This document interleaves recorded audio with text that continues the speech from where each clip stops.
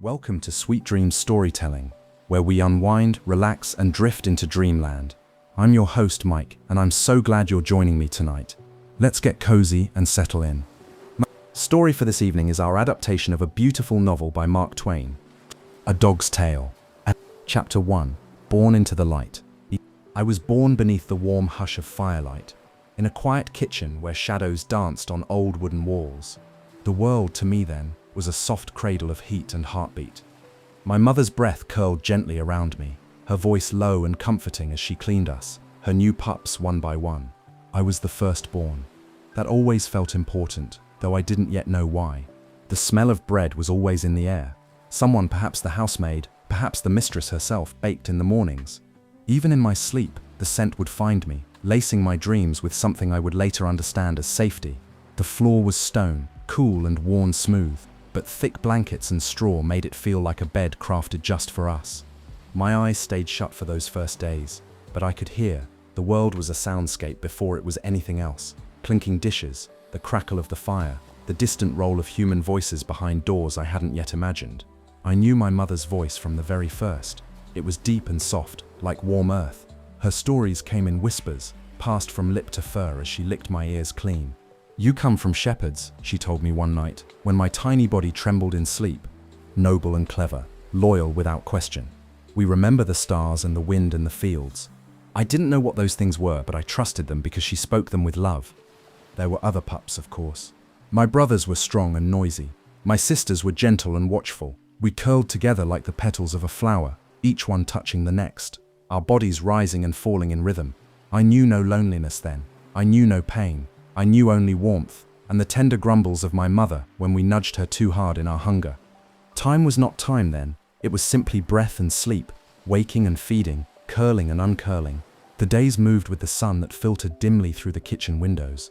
But I couldn't have told you what a day was. I only knew that sometimes it was light, and sometimes it was not. And in the light, things smelled sweeter. I remember the first time I opened my eyes. The fire was low, just red coals, and the world was a blur of golden shapes and long shadows. My mother's face came into view, a constellation of kindness, and the kitchen behind her was like a vast, mysterious land.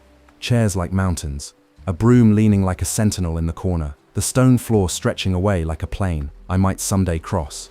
The world was bigger than I had thought. The humans came and went, boots thudded, skirts brushed the ground. One day a child came in, a little girl, all curls and laughter. She squealed with delight at the sight of us and lifted me in her arms. I was so small I fit in her hands. She smelled like sunshine and sugar, and when she held me against her cheek, I felt her heart beat like a hummingbird in her chest. It was the first time I felt love from someone other than my mother, and it rooted itself deep in me. In that moment I belonged to her, and though she did not know it yet, she belonged to me. That is how it begins for dogs, I think. Not with orders or leashes, not with treats or tricks, but with simple touch, a quiet bond, a shared breath between species. From then on, I would wait for her footsteps.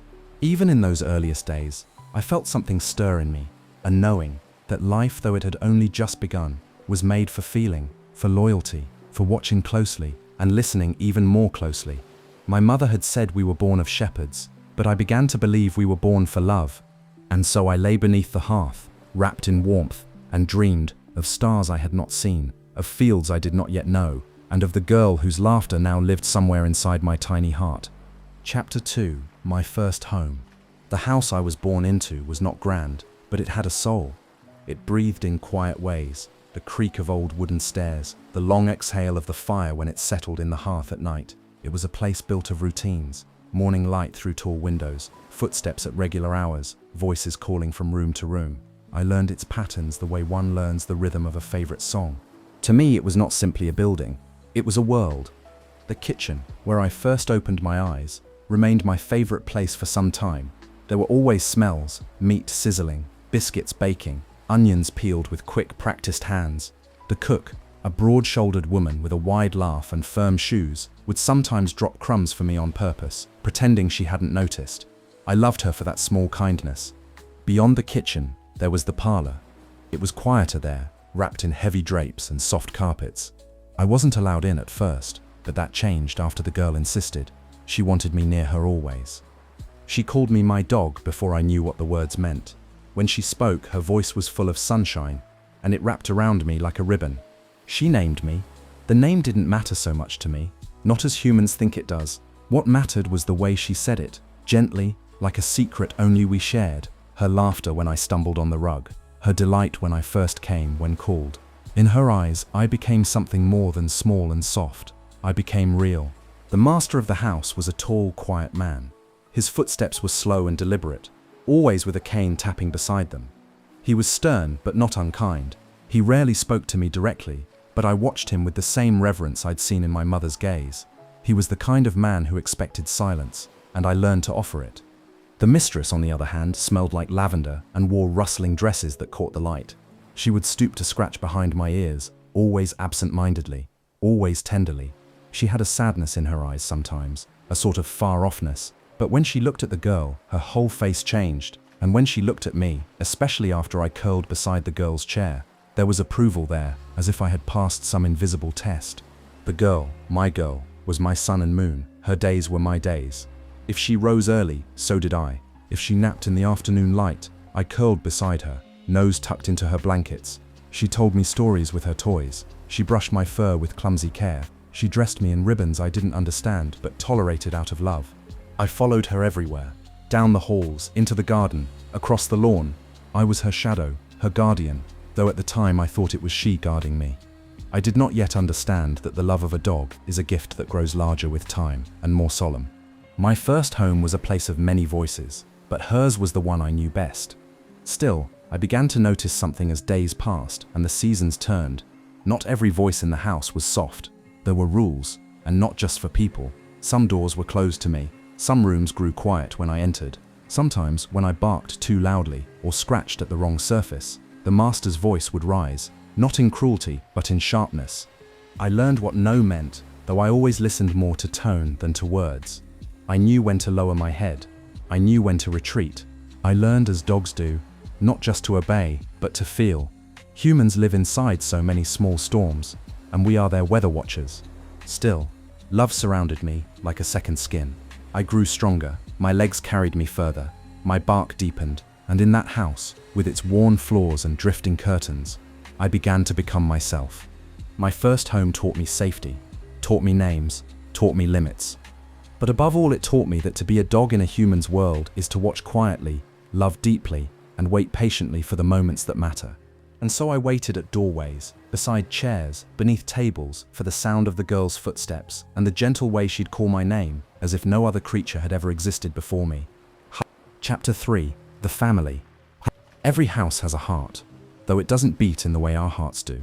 You can hear it in the voices that echo through its rooms, feel it in the footsteps that pass over its floors, sense it in the silence when something has gone still. In my first home, that heart was a family. 4 humans, each as different as the seasons, each wrapped in mystery I longed to understand. The master was the first I came to know by his rhythm. He walked slowly, with authority, always accompanied by the tap-tap of his cane. He spoke rarely, but when he did, the air seemed to still around him. His words were few and measured, like stones placed carefully along a garden path.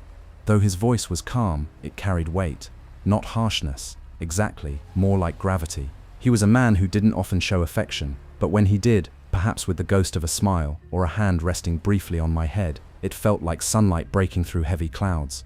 He was the one the rest of the house revolved around, even if they didn't say so aloud. The mistress, his wife, was a study in softness. She moved like falling silk, her dresses whispering as she passed.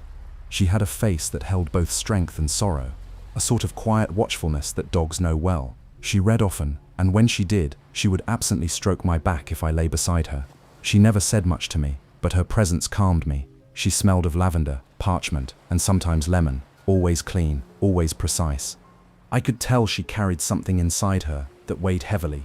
A grief? A memory? I couldn't know, but when she looked at the little girl, her eyes would soften, and whatever shadows lived behind them seemed to slip away for a while. The girl, my girl, was the axis around which all my joy turned. Her voice was a ribbon tied around my heart. Every time she spoke, it was as if the world took on color and clarity. She was the one who lifted me from the straw the day I was born and declared with the authority only children possess that I was hers. And so I was. She had curls like coiled springs, always a bit untidy, and a face that carried the wild magic of laughter and tears in equal measure. She played games no one else understood, speaking to dolls and invisible friends, assigning names to clouds, pretending the garden was an enchanted kingdom. I followed her wherever she went, always on guard, always ready, for a leaf might fall too suddenly, or a shadow might move wrong, and in my world, those were things worth noticing. She spoke to me constantly, about dreams, about fears, about things that made no sense to others, but made perfect sense to me because they came from her. I didn't always understand the words, but I always understood the feeling. Then there was the baby, a new arrival, soft and small, wrapped in blankets and held with hushed tones. The baby was not yet someone I understood, but I watched closely. The girl would peek into the nursery with awe, and I would sit just outside the door, ears alert. I knew that in time this small creature would grow into another heartbeat in our home, and when it did, I would be ready. Servants moved in the background, always busy, always shifting the air with activity. Some were kind. One boy would sneak me scraps and wink as he did. Others ignored me, treating me as just another piece of furniture. That was fine. Dogs do not demand attention. We simply remember kindness. Over time, I learned the rhythms of the household, when the tea was poured, when the fire was tended, when the evening bells rang from far across the fields. I learned to move when brooms were near, to stay quiet during afternoon naps, to sit patiently when the girl was being scolded, though it broke my heart every time. In watching them, I began to see how humans carry their emotions, not always in their voices, but in their silences, in the way their hands tremble or their shoulders fall. They don't always say what they feel, but dogs, we see everything. The house had its moods. Some days were warm, full of laughter and music from the parlor. Other days were cold, not because of the weather, but because something had been said behind closed doors. The master's voice would be low and firm, the mistress would avoid his eyes, and the girl would grow quiet. I never knew the full stories. Dogs live on the edges of human mysteries, always watching, always waiting to be called in. But what I knew was this: I loved them, every single one of them, with the unconditional, unreasonable love only dogs can carry. And that love would never waver, not even when the days grew harder, not even when things began to change. Because once a family is written into your soul, no distance, not time, nor grief, nor silence can erase it. Chapter 4. A lesson in shadow. Not every day in a happy home is a bright one. Even in the gentlest houses, where firelight glows and curtains flutter like the wings of drowsy birds, there are shadows, quiet things that stretch across the floor unnoticed, or settle in corners where no one thinks to look. I was young when I first noticed them, but I felt them long before I knew what they meant. It began with silence. Not the peaceful kind, like when the girl slept curled beside me, or when the sun paused on the windowsill in the golden hush of afternoon. No, this was a heavy, watchful silence.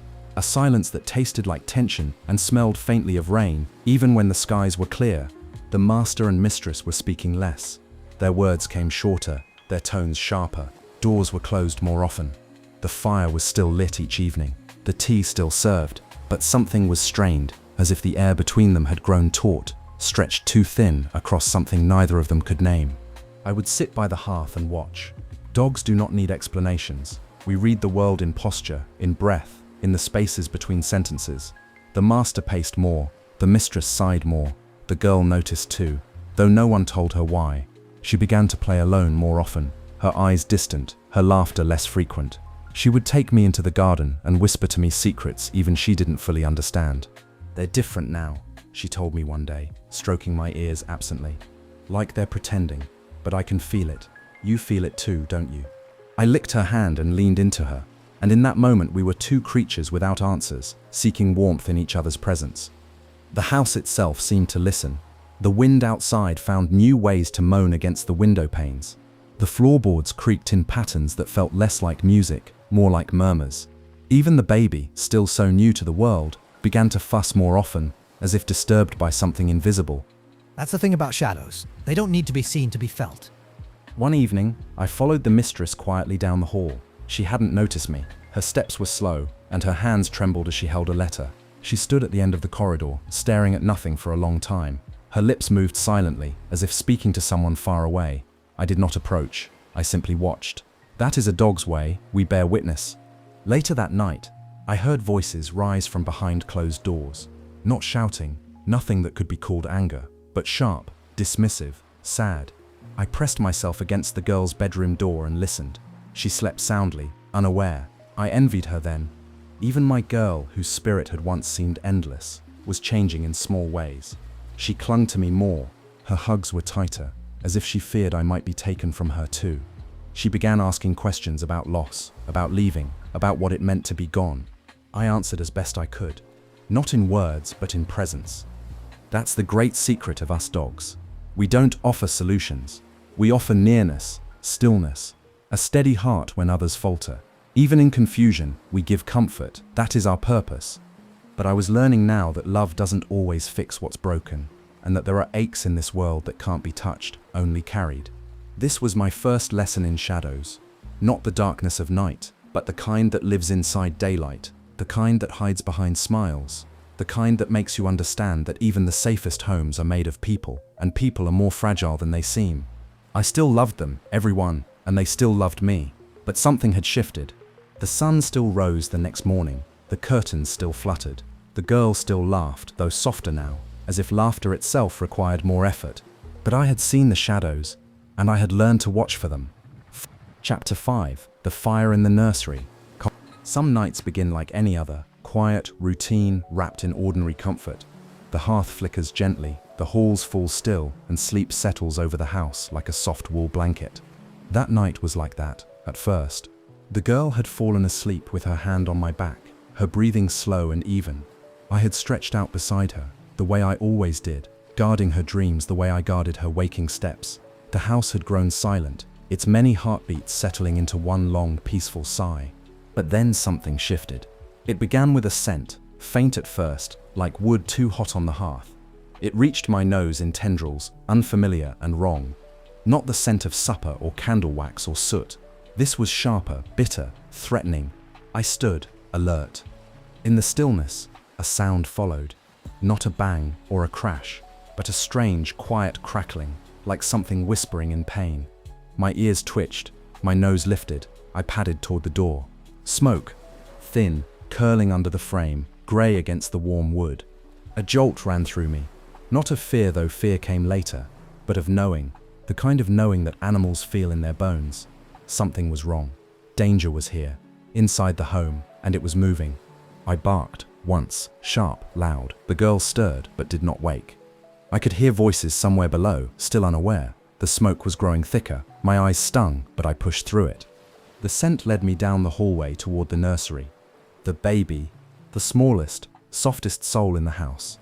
The door was closed, and from within came the glow of fire, not the orange comfort of the hearth, but something angry, flickering too fast, too bright. The curtains had caught, flames licked greedily upward, casting mad shadows on the walls.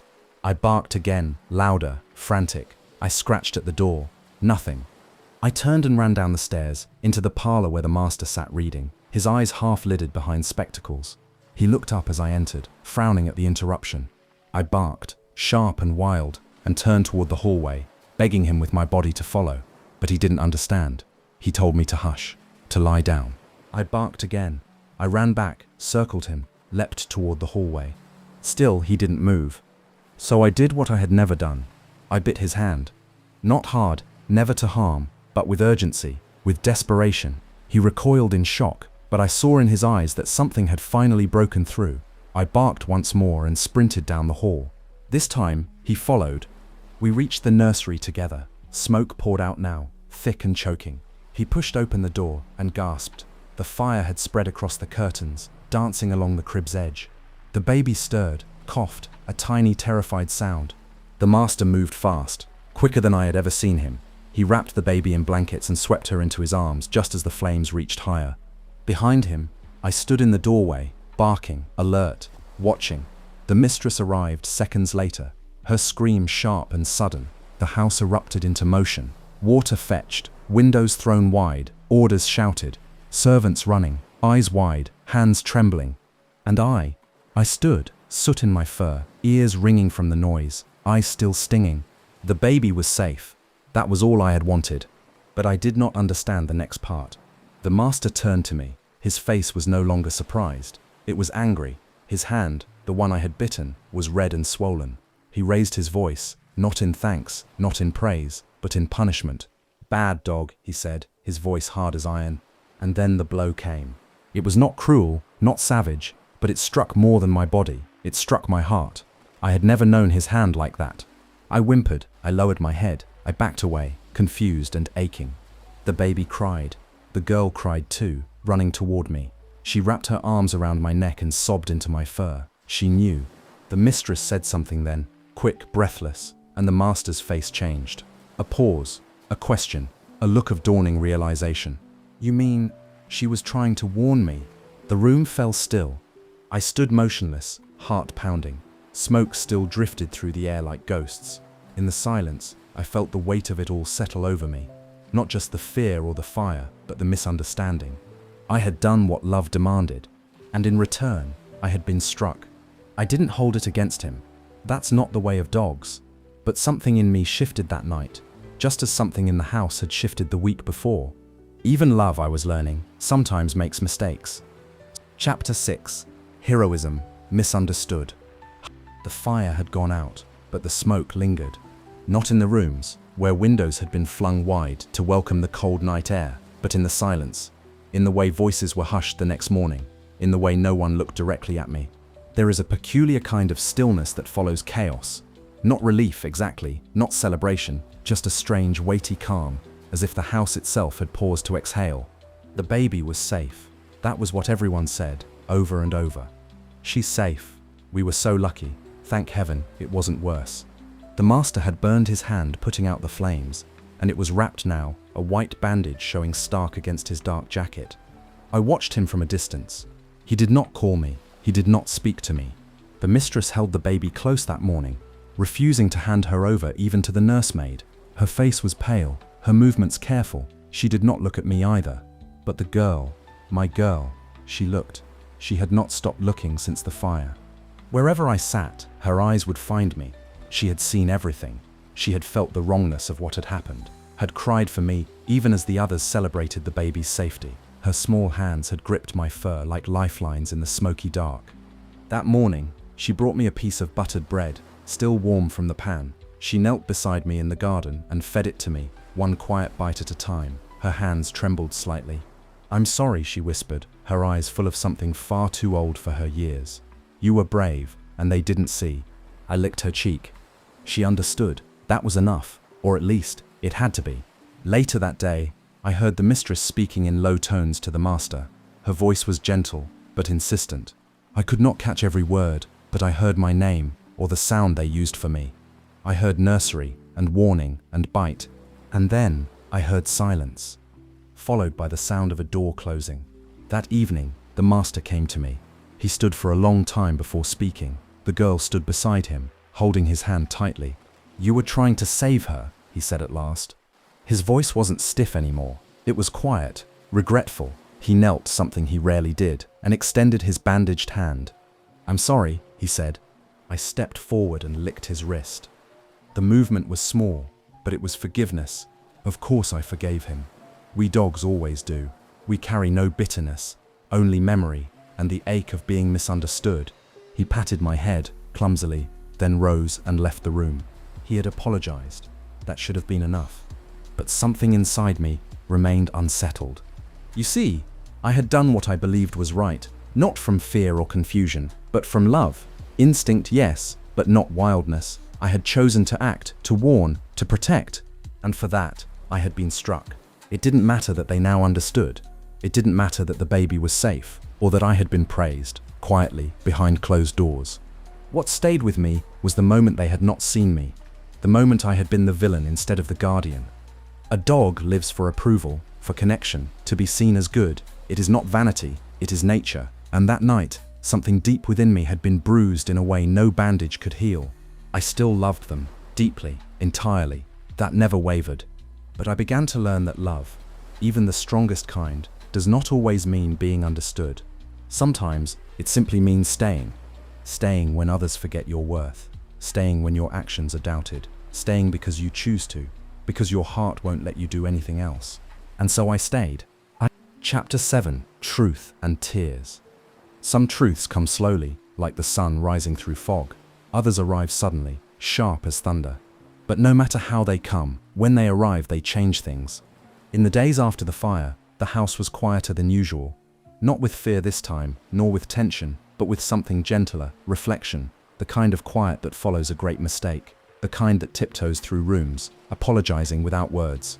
The girl remained near me constantly. She fed me treats from her plate when no one was looking, and laid her head on my side when she read aloud. Her voice, when she spoke to me, had changed. It had always been full of affection, but now it held reverence too. I had become something more in her eyes, not just a playmate, but a protector. She didn't say it aloud, but she didn't need to. I knew. The master was slower to change. He went about his routines, the same as always, but I could feel his gaze lingering on me when he thought I wasn't looking. Once I passed him in the hall and he stopped walking. He looked down at me for a long moment and said only, "Good girl." 3 words, but they meant everything. The mistress, so quiet in the days before, became more present. She knelt beside me on the 3rd morning and brushed the soot from behind my ears, her hands trembling. She didn't speak at first. Then, with her fingers still tangled in my fur, she said something so softly I almost didn't catch it. "I thought we'd lost her, and if it weren't for you..." She trailed off, but her tears continued the sentence. Tears fell often in those days, not out of fear anymore, but out of something deeper, grief for the pain that had been caused, even if it had not been meant. That's the thing about mistakes made in haste or fear. They leave behind a silence that can only be answered by truth. And now, that truth was clear. They knew, all of them.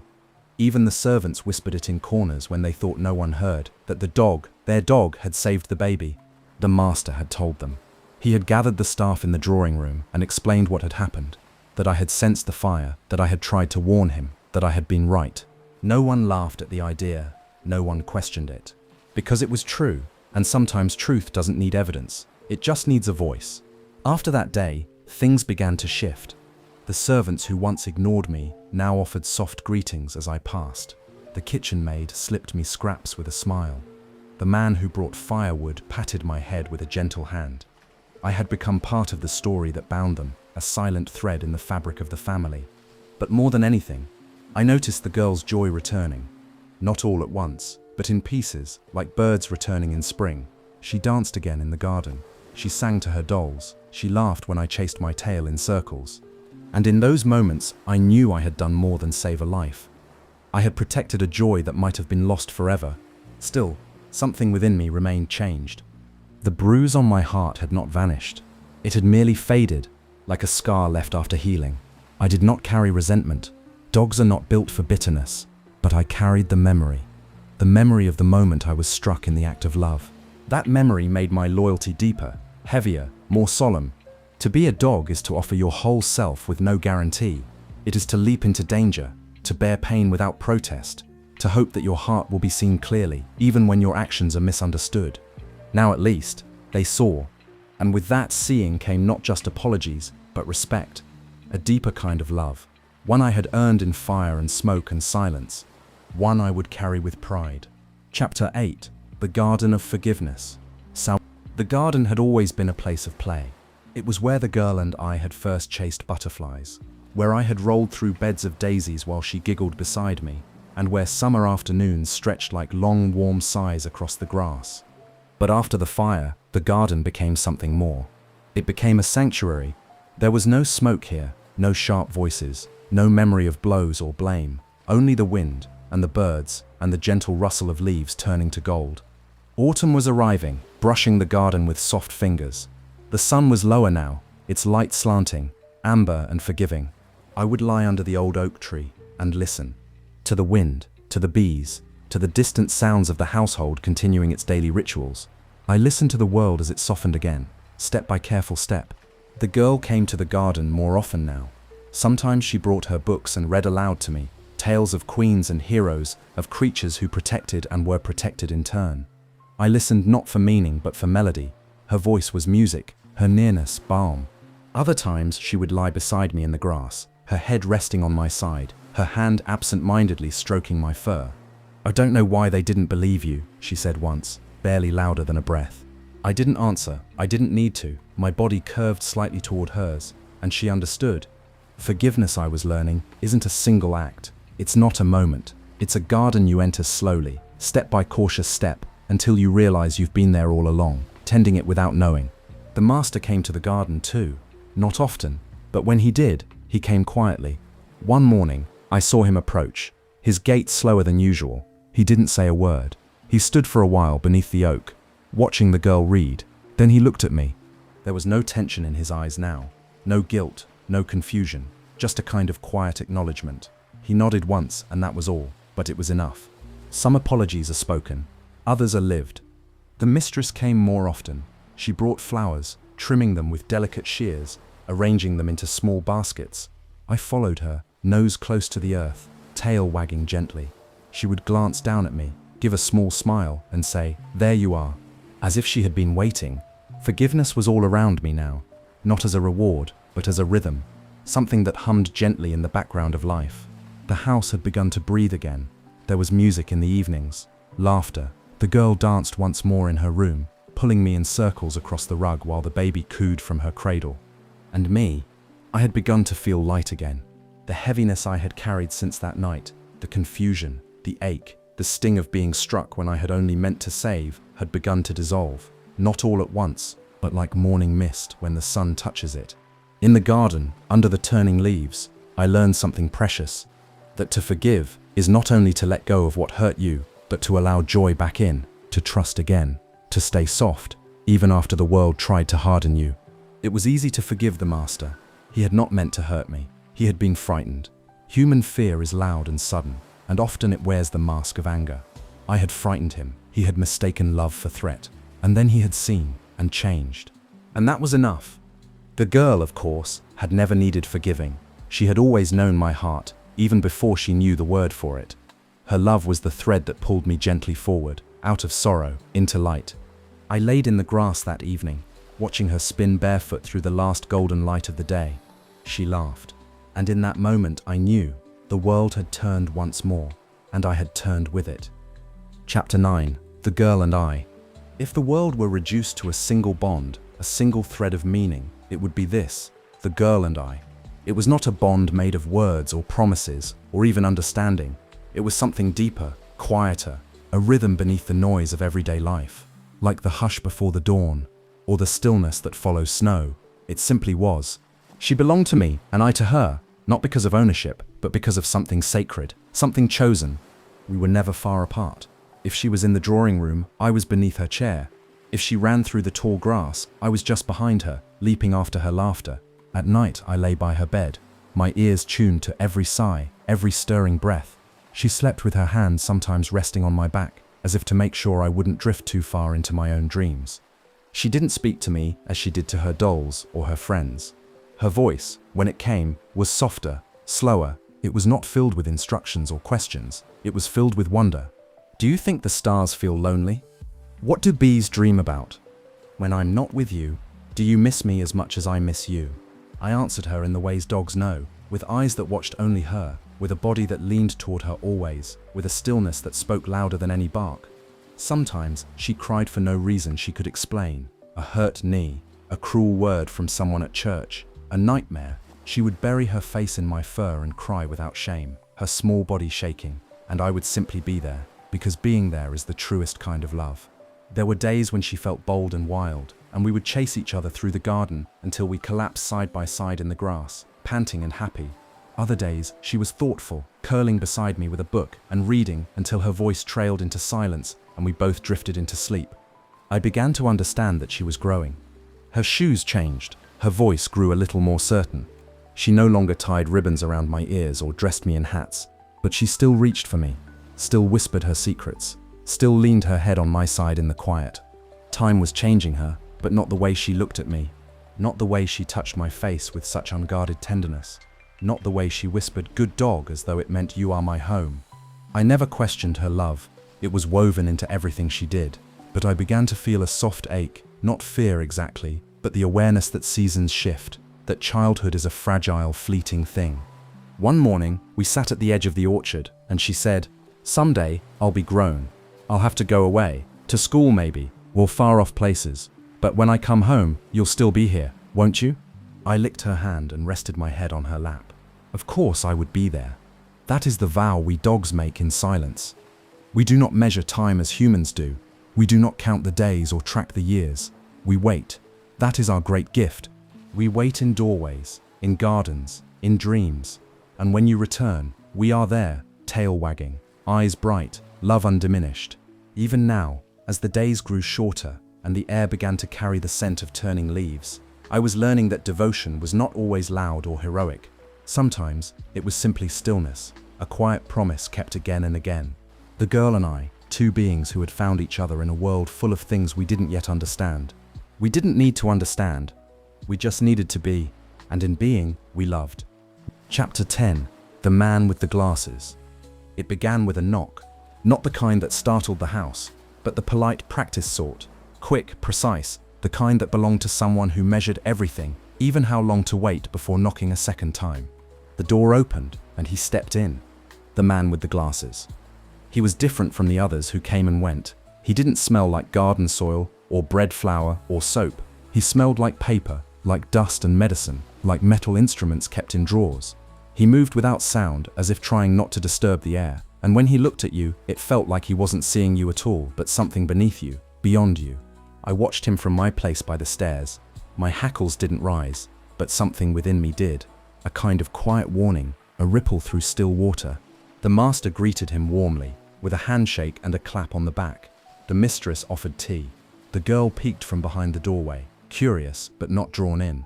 The man smiled, thinly, politely, but his eyes never matched his mouth.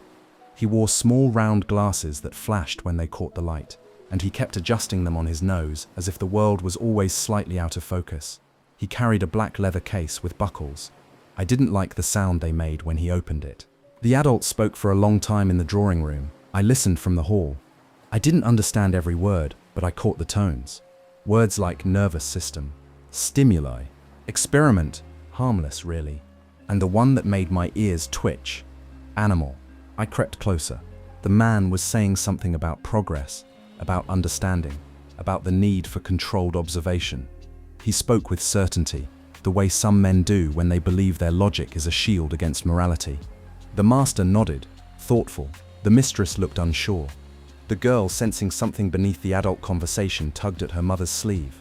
She didn't say anything, but I saw it in her eyes. No. Later, I found the man in the hallway, alone. He was crouched beside a small bug crawling on the floor, studying it as if it were a puzzle to be solved. I approached, curious but cautious. He looked up at me, and for a moment our eyes met. He didn't smile. He didn't reach out. He simply stared, and I knew he was not like the others. He did not see beauty in life, only patterns. He did not see souls, only systems. Where the girl saw magic, he saw mechanics. Where I offered trust, he saw utility. I stayed near the girl the rest of the day. I followed her even more closely than usual. When she stopped, I stopped. When she sat, I lay beside her. I didn't understand the man with the glasses.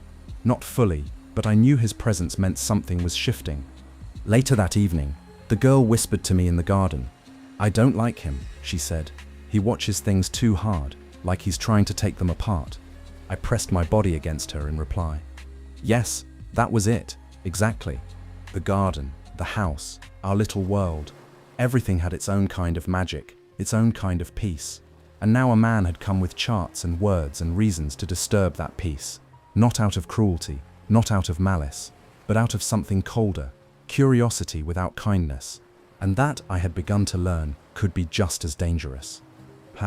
Chapter 11. Taken. The morning was quiet. Too quiet. The kind of stillness that doesn't soothe but unsettles. The kind that makes birds go silent and makes your paws feel heavier than usual on the floorboards. I could sense it before anything happened. The girl had gone out early with the mistress to town, I think. She'd kissed me on the head as she left and whispered, "Be good, I'll be back soon." I waited by the window. That's where I always waited. But I wasn't calm. Something in the house had shifted. Again. The man with the glasses had returned. His scent reached me before he did. Papers and ink, and that faint trace of cold metal. He passed through the house like a shadow, moving softly, purposefully, with something hidden behind his polite expression. I was watching from the stairs when I saw them. The master walking beside him, nodding, talking in low tones I couldn't hear. The man held his black case again. But this time, something inside it clinked. That sound, it made my chest tighten. And then they came for me. I was called into the parlor. but I did not wag my tail. I did not bounce forward with joy. I walked slowly. My paws were careful, as if stepping through ice. The master knelt down and stroked my head. "She's a calm one," he said. "Gentle, obedient." I didn't understand, but I knew it wasn't praise. The man with the glasses knelt too. He reached out, but not to pet me. His hand was measuring, observing. I did not lick it. I did not lean in. I stood still. "She'll do perfectly," he said. Then came the leash. I froze. Not the girl's leash, not the one with the soft leather and the silver clasp that jingled when we went for walks. This one was different, thicker, colder. It smelled like a place I did not know. The master clipped it to my collar, then handed the end to the man with the glasses. "Just for a few hours," he said. "She won't mind. It's painless, controlled." And I was led away. No bark, no whine, just silence. My body moved, but my mind stayed behind in the parlor, on the rug, beside the fire where the girl and I had once curled together while she whispered stories into my ears. I was taken down a hallway I'd never walked before, past the kitchen, past the cellar, into a room I didn't know existed. It was white, too white. The walls were bare, the lights were bright and unnatural. The air was sharp, filled with smells I had no names for, but all of them wrong. Chemicals, fear, metal. There was a table in the center, instruments on a tray, and a small cage in the corner. That's where I saw her, my pup. She had been born in the spring, in the quiet warmth of the kitchen, nestled beside me in the straw, a single precious life. I had watched her open her eyes. I had taught her to follow. I had licked her tiny ears clean and whispered, in the way mothers do, "You are loved, you are safe." And now, she was in a cage. She whimpered when she saw me. My legs trembled. I looked to the man. He wasn't angry, he wasn't cruel, but his eyes were wrong, detached, empty of the one thing that mattered most, mercy. "She'll be fine," he said aloud, "but not to me. Just a simple response test. We've done it before." I barked then, not a warning, not a protest. A plea. I barked again and again, voice rising, desperate, raw. The man frowned. "Quiet now, that's enough." He reached for something behind the table. I lunged. I didn't bite. I couldn't. The leash pulled me back. But I barked again, more fiercely. I could feel my heart pounding, my eyes stung with something more than fear. I remembered the fire. I remembered saving the baby, being punished for it. I remembered the garden, the forgiveness, the quiet peace I had reclaimed. And now they were taking her. My pup. The door opened. The master stepped in. He looked at me, at my straining body, my frantic eyes, my voice hoarse from barking. Then he looked at the cage, at the instruments. For a moment, no one moved. Then the man with the glasses spoke. "She's too emotional. We can use another." And just like that, I was pulled back, out of the room, down the hall, away from the cage. But the damage had been done. The image was scorched into me. The white walls, the cage, the face of my daughter looking up at me with fear and hope. I had failed to protect her. Even if they didn't touch her, even if they let her go, something had been broken, something sacred. And I knew, with the weight of sorrow settling into my bones. Some men study the body, but they forget the soul. Chapter 12, The Experiment. Yes, I did not sleep that night, even as the house settled into its evening hush, even as the girl returned and curled beside me on her rug, whispering soft apologies I didn't understand. I could not rest. My body was still, but my mind paced endlessly through the white room, the cage, the leash, the coldness in that man's eyes. The man with the glasses had left before sunset. His case was closed again. His smile was polite again. The master had walked him out and said words like valuable insight and thank you for your time. The girl never saw the cage. She never saw my pup. She would never know. But I did, and I could not forget. The next morning, the garden felt different. The air was crisp, the trees rustled softly overhead, gold and rust and orange, but there was no joy in their song. The world had turned beautiful, and I had turned bitter within it. I waited, and then I heard it. A sound I will never forget. A yelp, not sharp, not loud, but small, frightened. The kind of sound a creature makes when it believes no one will come. I ran toward it. No one tried to stop me. The servants were busy. The master was away. The girl was indoors, humming to herself as she painted tiny yellow suns onto the corners of her paper. The door to the cellar hallway had been left open. I crept down. I knew the room now. I knew the scent. I stood at the door and listened. Inside, the man with the glasses was speaking, calmly, measured. The words meant nothing to me, but his tone did. We'll observe the reflex again. This one's smaller, slightly more sensitive to heat. Excellent. I heard movement. Then another sound, metal being placed against metal, water, the soft click of a latch. And then I smelled it. Burning. My body moved before thought did. I pushed against the door. It didn't open. I barked, louder, louder, again.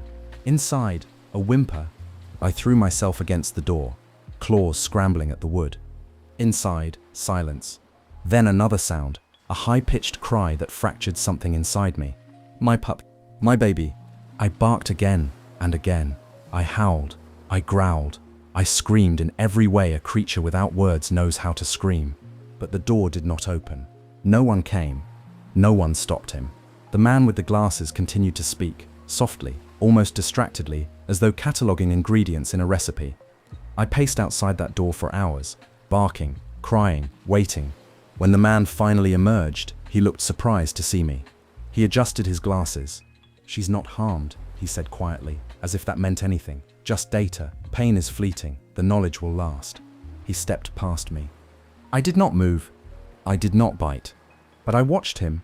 I watched the way some dogs watch storms knowing they can do nothing, but sensing they must never look away. He left the house a short time later, and I was finally allowed in. The room was quiet. The instruments had been packed. The air still held the memory of heat and fear. And in the corner, trembling, curled into the smallest shape she could make, was my pup. She did not move when I approached. I licked her face. She whimpered, but didn't open her eyes. I lay beside her and covered her with my body, trying to give her warmth, trying to give her something to believe in again. That night, no one in the house mentioned the barking. No one asked what had happened. The master said something about science, and the mistress said something about progress, and they both looked tired in a way that had nothing to do with sleep. The girl looked at me across the dinner table. Her brow furrowed. Her lips trembled. "Why are you sad?" she whispered. Even though no one else was listening, I could not tell her. Some things cannot be explained, not because they are too complicated, but because they are too simple. Love, pain, loyalty, betrayal. My body had not been touched, but I had been wounded, because I had learned something terrible. That kindness can be selective. That reason can be used to excuse harm. That not all cruelty looks like anger. Some of it wears glasses, and a calm voice, and a clipboard, and a chapter 13, stillness. Stillness. That is what remained after the man with the glasses left. Not peace, not calm, just stillness. A kind of silence that pressed in on all sides, heavy and airless, like a blanket soaked in rain. The house, once warm with voices and footsteps, seemed to retreat inward. Even the walls seemed to whisper more than speak. I did not play anymore. Neither did my pup. We moved slowly, through doorways and hallways, like ghosts in a home that no longer belonged to us. She no longer ran when called. She no longer barked at the wind or chased falling leaves. She followed me now with unsure steps, staying close, never venturing far. She flinched when a door closed too quickly. She trembled in her sleep. And me, I watched. That's what dogs do. We watch the ones we love suffer, and we stay. The girl noticed first. Of course she did. She found us lying beneath the stairs, curled tightly together, my head resting over hers like a shield. The girl didn't speak. She just knelt down and placed her cheek against my fur. Her breath was warm. Her hands were gentle. She stayed with us for a long time. When she finally rose, she looked toward the drawing room where the master sat. Her eyes held something fierce. I never heard the words she said to him. I only saw the way her small hands balled into fists. I saw the mistress appear in the doorway, startled, and I saw the girl's shoulders shake, not with sobs, but with something deeper, a kind of broken-hearted strength. Later, she brought us food, not from the kitchen, but from her own plate. The pup licked it, but did not eat much. I ate slowly, to show her it was safe. The girl sat with us for hours that night. She didn't speak, she didn't cry. She simply stayed. The next morning, the world outside continued. It always does. The sky turned its pale blue face toward the earth. The trees continued shedding their leaves, as if nothing had changed. Birds chirped, wagons passed, fires were lit. But for me, the colors had dimmed. the sounds had dulled. I began to understand something difficult, something I had never known before. There is a kind of grief that does not roar. It settles quietly into the spaces of your days. It smooths the edges of joy. It teaches you to move through the world as if it might break beneath your paws. I loved my family still, that had not changed, but I no longer felt I belonged entirely to their world, not in the same way. They had allowed something into the house, something cold, something clinical, that had left a mark, not just on my pup's body, but on everything I trusted. The girl tried to lift me from it. She whistled again. She threw a ball in the garden. She called to me, in a bright voice. I followed her. I wagged my tail, though it moved slower than before. I lay beside her, always. But the spark behind my eyes had dimmed. The humans did not notice. They saw a good dog, obedient and quiet, lying in the sun. They did not see the absence of play, the heaviness in my steps, the weight I carried silently. Only the girl saw, and she grieved with me, without asking why, because she didn't need to know what had happened. She only needed to know that I was hurting. And so we shared our stillness, side by side, not healing yet, but not alone. And sometimes, when the wind blew just right and the light caught the trees in gold, I would close my eyes and imagine a world where all creatures were safe. A world where love did not have to suffer. A world where stillness meant rest and not sorrow. Chapter 14. I mourn. There are many ways to mourn. Some cry out, some rage. Some collapse beneath the weight of what has been lost. And some, like me, simply go quiet. I stopped barking when the mailman came. I stopped running when the gate creaked open. I stopped chasing the birds that used to make my heart leap, because something inside me had gone still, and not in the gentle way that leads to sleep, but in the heavy way that follows loss. My pup stayed near, but she was smaller now. Not in size, but in spirit. She didn't wag her tail the same way. She didn't nuzzle as often. She didn't look at the world with curiosity anymore, only caution. It was the kind of change that doesn't show in photographs, but lives in the spaces between movements, in the hesitation before stepping through a door, in the pause before trusting a sound. And I mourned. I mourned the innocence that had been taken from her. I mourned the part of me that had believed so completely that love was enough to shield the ones we hold dear. I mourned the belief that all harm came with warning. It doesn't. Sometimes, harm enters through the front door, with a polite knock, with good manners, with clean shoes, and clever words. Sometimes harm looks like progress. And what do we dogs do when it comes? We bark, we beg, we throw our bodies between it and the ones we love. And when no one listens, we carry the failure like a stone in our hearts. The girl noticed that I didn't come when called one morning. She searched the house, then found me curled in the darkest corner beneath the back stairs. She sat beside me, her legs tucked beneath her, her face quiet. She didn't try to pull me out. She simply reached forward and stroked my muzzle. "I miss her too," she whispered. "You still have me." And I did, but grief is not fixed by reminders. It simply becomes something you carry alongside your love, like a shadow that follows even in light. It does not cancel the joy, but it deepens it, reminds you how precious it is. So I mourned. I mourned when the sun rose, because she didn't chase its light. I mourned when the girl laughed, because I could no longer rise to meet her joy with the same abandon. I mourned the way dogs do, by staying, by waiting, by loving anyway. One afternoon, I sat in the garden, my pup beside me, head resting on her paws, and I watched the wind move through the tall grass. The world still spun, the trees still danced, but I sat in silence, holding a kind of sadness I had no way to explain, not because it was too big, but because it was too simple. I had tried, I had failed, and I still loved. That is mourning, not the end of feeling, but the deepening of it. A solemn vow that despite everything, you will not harden. That even in pain, you will still offer your heart. Chapter 15. A world too loud. The world did not know that I was grieving. It kept spinning. The trees kept swaying. The voices in the house returned to their usual rhythm. But to me, everything felt too loud.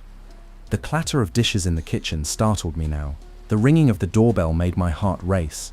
Even the laughter of the servants, once a melody I welcomed, now echoed like thunder in a chapel. The world no longer felt soft. It felt sharp, too bright, too quick, too unaware. My pup flinched at sudden footsteps, and I did too. We stayed to the edges of things, The corners of rooms, the shadows near the pantry, the garden hedges. We moved quietly, not out of fear, but out of exhaustion. There's a kind of tiredness that sleep cannot mend, a tiredness of the soul. I had that now. The girl noticed. Of course she did. She tried everything. She brought out my favorite ball, the one with the frayed red stitching. She tossed it gently at my feet. I looked at it, then looked away. She asked me to come sit beside her piano stool again, where I used to rest while she practiced. I tried, but the keys sounded too loud now, like glass shattering in my ears. She didn't scold me. She simply grew quiet too. Her joy became cautious, like a candle flickering in a breeze. She smiled less. She played less. One afternoon, the master's colleagues arrived for tea. Voices filled the drawing room, polite, puffed up with ideas and opinions. They spoke of science again, of what happened in tones of detachment, as though none of it had ever been real. Just data, just outcomes, just conclusions on paper. I lay at the girl's feet, ears low, heart tight. It was a fine demonstration, said one. Certainly illuminating, said another. They didn't know I was listening, but I always listened. And with every word, I shrank further into myself. Not because they were cruel, no, their words were polished, professional. But that was what made it worse. They weren't monsters. They were men who had forgotten how to feel. The girl looked down at me. Her hand found my head. And for the first time, she said it aloud. Not just to me, but to the room. It hurt her. They stopped. The silence was brief, awkward. She's just a dog, one said gently, trying to smooth the moment. She's my friend, the girl replied. That silence stayed longer.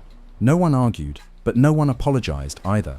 That evening, the house was quieter again, but it wasn't the good kind of quiet. It was a silence born of discomfort, of truths laid bare and left to linger in the air. I didn't want to walk through the halls anymore. I didn't want to lie on the rugs or greet the guests or do any of the things I had once done with joy. Because joy, I had learned, is fragile in a world too loud. It can be drowned out by voices that speak without listening. It can be crushed beneath the weight of people who see curiosity as more important than kindness. It can fade, not all at once, but slowly, painfully, like the last embers of a fire. Still, I stayed. That is what dogs do. Even when the world is too loud, even when the silence hurts, even when our hearts are heavier than our paws can carry, we stay, because love is not about comfort. It is about presence, even when the world forgets how to be gentle. Chapter 16, The Garden at Dusk. It was late in the day, the kind of late that paints the world in gold, not because it's bright, but because it's leaving. The garden, bathed in that gentle light, looked almost like it used to, like it had before the fire, before the pain, before the quiet sadness that had taken root in my chest. I walked there slowly. My pup followed, her steps light, cautious but present. She was healing. We both were, though healing is not a thing you see all at once. It's slow, like ivy climbing a wall. Quiet, like petals falling from a flower. Real, even when it doesn't feel that way. The air smelled of fading roses and dry leaves. Somewhere a bird called out, not in alarm, just in greeting. The wind stirred the branches gently, like a lullaby you didn't know you remembered until it reached your ears. We lay in our spot beneath the old oak tree. This was where I had first learned what peace felt like. It was where the girl had once braided clovers into my fur, where butterflies danced in her laughter, and where love had wrapped itself around me like sun-warmed grass. It was all still here. Changed, yes, but not gone. The girl joined us not long after. She didn't run, didn't skip, didn't call out. She simply came, like someone arriving home after a long journey. She sat cross-legged in the grass beside us. Her dress fanned out around her like a soft sea, and her eyes, though tired, still carried light. "I missed this," she said softly. So did I. She lay back in the grass, her arms behind her head, looking up at the sky. The clouds moved slowly overhead, drifting like thoughts that weren't ready to be spoken. For a while, none of us moved. The world didn't ask us to. That's the gift of dusk. It demands nothing. It doesn't ask for joy or sorrow or explanation. It simply is. A pause between the day and the dark, a space for being. The girl reached out and rested her hand on my back. "You're still my dog," she whispered. She had no way of knowing what that meant to me, because I had changed. I was not the same dog who had once leapt through rose bushes and chased her hat across the lawn. I was not the same mother who had curled around her pup, believing the world to be kind. I was no longer blind to the cold hands that sometimes hid beneath warm voices, but I was still hers, and she was still mine. That bond had bent, but it had not broken. It had been burned, tested, quieted, but never lost. In the hush of the garden, it glowed between us like a hidden thread of firelight. The sun began to dip behind the trees. Shadows stretched long and gentle across the grass. The birds grew quiet. Even the wind began to still. The girl sat up and looked at me. "You're tired," she said. And I was. Not just in my legs or in my bones, but in the deep, invisible place where hope and hurt live side by side. She lay beside me, her head resting against mine, her breath slow and even. My pup tucked herself beside her, her body small but no longer afraid. We stayed that way for a long time. The three of us, in the garden, at dusk, not trying to forget, not trying to fix, just being. And for the first time in many days, I felt something stir inside me. Not joy, not yet, but the possibility of it. Like the first star appearing in a darkening sky. Chapter 17. What dogs know. What dogs know. We don't speak your language. Not the way you think of language, words wrapped in grammar, measured and weighed, tied to reason like boats to a dock. We don't argue, we don't explain, we don't wonder if what we feel is right. We simply know. What do dogs know? We know how to listen, not just to sound, but to silence. We know how to wait, not just for footsteps, but for hearts to come home. We know how to forgive without being asked. And we know how to love. Not the kind of love that depends on behavior or beauty or understanding. Our love is not bartered, it is not conditional, it is not afraid. It simply is. I knew, for example, that the girl's laughter had begun to return.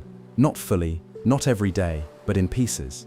I knew that she now spoke to the pup gently, slowly, as if showing her how to be a child again. I knew the pup was healing, because she no longer flinched when leaves rustled or doors closed. I knew that the garden was becoming ours again. But more than any of that, I knew the master had changed too. Not loudly, not all at once, but in ways only a dog would notice. His hand hesitated before reaching. His voice softened. He watched more.